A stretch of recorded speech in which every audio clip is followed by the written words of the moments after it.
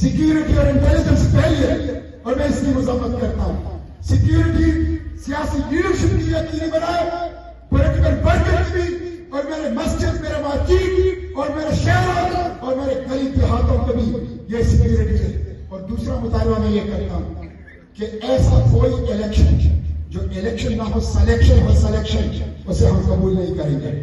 Level playing field دو، free fair اور transparent election کراؤ، اور الیکشن کے لیے 50 ارب روپے اس غریب قوم سے آپ نے لیے ہیں. اب ایک فری اور فیئر الیکشن نہیں کراؤ گے تو دستور سے غداری کا مرتکب یہ الیکشن کمیشن ہوگا. اس لیے میں مطالبہ کرتا ہوں، اور میں یہ مطالبہ کرتا ہوں کہ فوج کو کسی بھی صورت میں پولنگ اسٹیشن کے اندر تعینات نہ کیا جائے. بیلٹ پیپر کے ساتھ، بیلٹ باکس کے ساتھ سیکیورٹی فورسز کا کوئی کام نہیں ہونا چاہیے.